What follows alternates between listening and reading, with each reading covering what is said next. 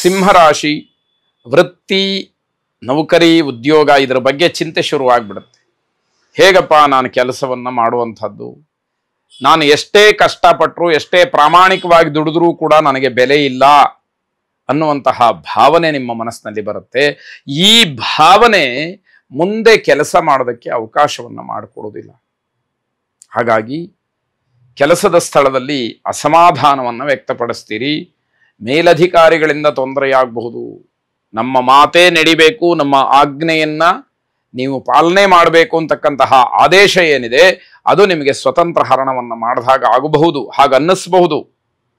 ಆದರೆ ಅಲ್ಲಿ ಅದೆಲ್ಲವನ್ನ ಹೊಂದಾಣಿಕೆ ಮಾಡಿಕೊಂಡು ಕೆಲಸ ಮಾಡುವಂಥದ್ದು ಇದೆಯಲ್ಲ, ಅದು ಬಹಳ ಕಷ್ಟವಾದಂತಹದ್ದಾಗತ್ತೆ. ಉದ್ಯೋಗ ನಿಮಿತ್ತ ನೀವು ಪ್ರಯಾಣವನ್ನು ಮಾಡ್ತೀರಿ. ಆ ಪ್ರಯಾಣ ನಿಮಗೆ ಲಾಭವನ್ನು ಕೊಡುತ್ತೆ. ಲಾಭ ಇದೆ, ಮಾನಸಿಕ ನೆಮ್ಮದಿ ಬೇಕಲ್ಲ, ಅದನ್ನ ಗಮನಿಸ್ಕೊಳ್ಳಿ. ಬೆಲೆ ಬಾಳ್ತಕ್ಕಂತಹ ವಸ್ತುಗಳನ್ನು ಸರಿಯಾಗಿ ನೀವು ಬಳಸ್ತಕ್ಕಂಥದ್ದು, ಸಂರಕ್ಷಣೆ ಮಾಡುವಂತಹದ್ದು ಒಳ್ಳೆಯದು. ಯಾಕೆ ಅಂತಂದ್ರೆ ಬೆಲೆ ಬಾಳ್ತಕ್ಕಂತಹ ಪದಾರ್ಥಗಳನ್ನು ಉಪಯೋಗ ಮಾಡಿಕೊಳ್ಳುವಾಗ ಏನೋ ಹೆಚ್ಚು ಕಡಿಮೆ ಆದರೆ ಅದು ನಿಮ್ಮ ತಲೆ ಮೇಲೆ ಬರುತ್ತೆ. ಅದಕ್ಕೆ ತಗಲ್ತಕ್ಕಂತಹ ವೆಚ್ಚವನ್ನ ನೀವು ಭರಿಸಬೇಕಾಗತ್ತೆ, ದಂಡ ಕಟ್ಟಬೇಕಾಗತ್ತೆ, ಅವಮಾನವಾಗುತ್ತೆ. ಇದೆಲ್ಲದಕ್ಕೂ ಅವಕಾಶ ಇದೆ. ಮಾನಸಿಕವಾದಂತಹ ಆತಂಕ, ಭಯ ತುಂಬ ಕಾಡುವಂಥದ್ದು. ಅದನ್ನ ನೀವು ಗಮನಿಸಿದಾಗ ಬೇರೆ ಕೆಲಸಗಳಿಗೆ ಅದು ನಿಮಗೆ ಒಂದು ರೀತಿಯಲ್ಲಿ ಅಡ್ಡಿಯೇನೋ ಅಂತ ಅನ್ಸುತ್ತೆ.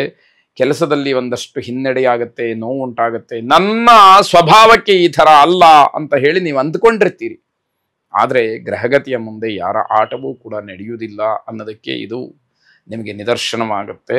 ಶಿವಾರಾಧನೆಯನ್ನು ಮಾಡಿ ಶುಭವಾಗಿ. ಕನ್ಯಾ ರಾಶಿ ಯಾವುದೇ ರೀತಿಯ ಹೊಸ ಯೋಜನೆಗಳಿಗೆ, ಹೊಸ ಕೆಲಸವನ್ನು ಆರಂಭ ಮಾಡೋದಕ್ಕೆ ಇದು ಒಳ್ಳೆಯ ಸಮಯ ಅಲ್ಲ, ಸಕಾಲ ಅಲ್ಲ. ಆದರೆ ಯಾವುದೋ ವ್ಯಕ್ತಿಗಳಿಂದ ಪ್ರಭಾವಿತರಾಗಿ, ಇನ್ಯಾವುದೋ ಜಾಹೀರಾತಿನ ಒಂದು ಪ್ರಭಾವಕ್ಕೊಳಗಾಗಿ, ಇಲ್ಲ ನಾನು ಈ ಕೆಲಸವನ್ನು ಇವತ್ತು ಮಾಡಿಯೇ ಸಿದ್ಧ ಅನ್ನುವಂತಹ ರೀತಿಯಲ್ಲೆಲ್ಲ ನಿಮ್ಮ ಯೋಚನೆಗಳು ಬಂದರೆ, ಆ ರೀತಿಯ ಮನಸ್ಸು ಪರಿವರ್ತನೆಯಾದರೆ ಅಲ್ಲಿ ಆಗ್ತಕ್ಕಂತಹ ತೊಂದರೆಗೆ ಅಥವಾ ನಷ್ಟಕ್ಕೆ ನೀವು ಕಾರಣರಾಗಬೇಕಾಗತ್ತೆ ಎನ್ನುವಂಥದ್ದು. ಸಾಲದ ವಿಚಾರಕ್ಕೆ ಮನಸ್ತಾಪವಾಗತ್ತೆ. ಸಾಲದ ವಿಷಯವನ್ನ ನೀವು ದುಡ್ಡು ಕೊಟ್ಟಿರ್ತೀರಿ, ವಾಪಸ್ ಕೇಳಿದಾಗ ಜಗಳವಾಗತ್ತೆ, ಮನಸ್ತಾಪವಾಗತ್ತೆ. ನಿಮ್ಮ ಬಾಯಿಂದಲೂ ಕೂಡ ಹಲವಾರು ಮಾತುಗಳು ಬರಬಹುದು. ಅದು ದ್ವೇಷಕ್ಕೆ, ನಿಷ್ಠುರಕ್ಕೆ ಕಾರಣವಾಗುತ್ತೆ. ಹಣವನ್ನು ಕೊಟ್ಟು ಕೂಡ ದ್ವೇಷವನ್ನು ನೀವು ಕಟ್ಕೊಳ್ಬೇಕಾಗತ್ತೆ. ಎಂಥ ವಿಚಿತ್ರವಾದಂತಹ ಸ್ಥಿತಿ. ಭವಿಷ್ಯದ ಬಗ್ಗೆ ಚಿಂತನೆಯನ್ನು ನಡೆಸಿ, ನಾಳೆ ಹೇಗೆ, ಮುಂದಿನ ದಿನಮಾನ ಹೇಗೆ ಅನ್ನುವಂಥದ್ದು ನಿಮಗೆ ಗೊತ್ತಾಗಬೇಕು. ಮನಸ್ಸಿನಲ್ಲಿ ನಕಾರಾತ್ಮಕವಾದಂತಹ ಚಿಂತನೆಗಳು ಬಂದರೆ ಹಾಗೆ ಆಗಬಹುದು ಕೂಡ. ಯಾವುದೋ ರೀತಿಯಲ್ಲಿ ಕೆಟ್ಟ ಆಲೋಚನೆಗಳು ಬರುತ್ತೆ, ಕೆಟ್ಟದಾಗಿ ಯೋಚನೆಯನ್ನು ಮಾಡ್ತೀರಿ, ಅದು ಸತ್ಯ ಆದರೂ ಆಗ್ಬಿಡಬಹುದು ಅನ್ನುವಂಥದ್ದು. ಆದ್ದರಿಂದ ಕೆಟ್ಟ ಆಲೋಚನೆಗಳು ಬೇಡ. ಯೋಚನೆ ಮಾಡದಲೇ ಯಾವ ಕೆಲಸವನ್ನು ಮಾಡಬೇಡಿ. ಸಾಲ ಕೊಟ್ಟು ಸಿಗ ಹಾಕ್ಕೊಂಡ್ಬಿಟ್ಟಿದ್ದೀರಿ, ಬರಬೇಕಾದಂತಹ ಬಾಕಿ ಬರ್ತಾ ಇಲ್ಲ. ಅದಕ್ಕೆ ಯಾವುದೇ ಕೆಲಸಗಳನ್ನು ಮಾಡೋದಾದರೂ ಕೂಡ ಯೋಚನೆ ಮಾಡದಲೇ ಮಾಡುವಂಥದ್ದು, ನಿರ್ಧಾರ ಮಾಡುವಂಥದ್ದು ಒಳ್ಳೆಯದಲ್ಲ ಅನ್ನುವಂತಹ ಎಚ್ಚರಿಕೆ. ಲಲಿತಾ ಪರಮೇಶ್ವರಿಯನ್ನ ಪ್ರಾರ್ಥನೆ ಮಾಡಿ ಶುಭವಾಗಿ. ತುಲಾರಾಶಿ ಈ ದಿವಸ ಅಷ್ಟೊಂದು ಚೆನ್ನಾಗಿಲ್ಲ, ಒಳ್ಳೆಯದಲ್ಲ ಎಲ್ಲ ವಿಷಯಗಳಿಗೆ ಹೋಲಿಕೆ ಮಾಡಿದರೆ. ಹಾಗಾಗಿ ಈ ದಿವಸ ಆದಷ್ಟು ಎಚ್ಚರಿಕೆಯಿಂದ, ಜಾಗರೂಕತೆಯಿಂದ, ಬಹಳ ಸಮಾಧಾನದಿಂದ, ತಾಳ್ಮೆಯಿಂದ ಇರ್ತಕ್ಕಂತಹದ್ದು ಬಹಳ ಒಳ್ಳೆಯದಾಗುತ್ತೆ.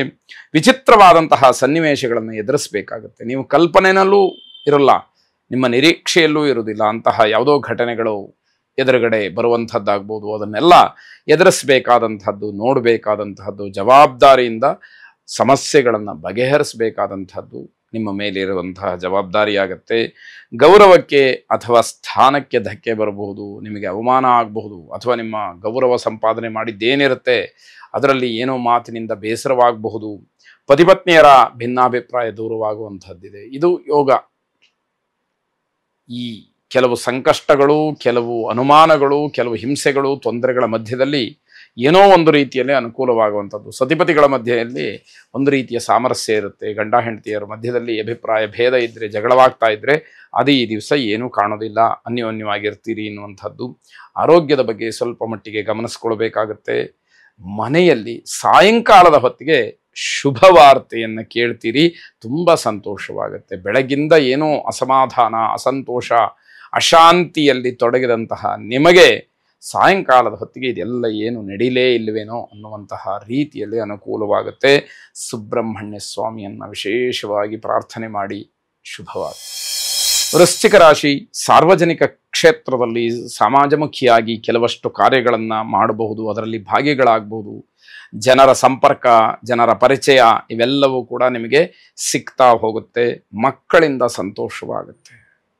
ಮಕ್ಕಳ ಅಭಿವೃದ್ಧಿ, ಅಭ್ಯುದಯ, ಅವರ ಒಂದು ನಡೆ ನುಡಿ, ಅವರ ಸ್ವಭಾವ ಇವೆಲ್ಲವೂ ಕೂಡ ಸಂತೋಷವನ್ನು ಕೊಡ್ತಕ್ಕಂಥದ್ದಾಗತ್ತೆ. ಹಣಕಾಸಿನ ಸಮಸ್ಯೆ ಪರಿಹಾರವಾಗುತ್ತೆ.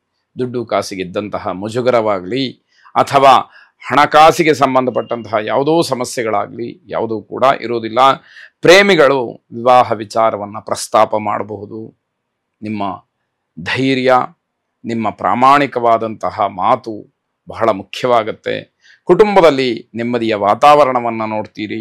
ವಿದ್ಯಾರ್ಥಿಗಳಿಗೆ ಸಮಾಧಾನಕರವಾದಂತಹ ವಾತಾವರಣ ಸಿಕ್ಕತ್ತೆ. ಇವೆಲ್ಲವನ್ನ ಗಮನಿಸಿದಾಗ ಒಟ್ಟಾರೆ ದಿನ ಪರವಾಗಿಲ್ಲ, ನನಗೆ ಅನುಕೂಲವಾಗುವಂಥದ್ದಿದೆ ಅನ್ನುವಷ್ಟರ ಮಟ್ಟಿಗೆ ಫಲ ಇದೆ.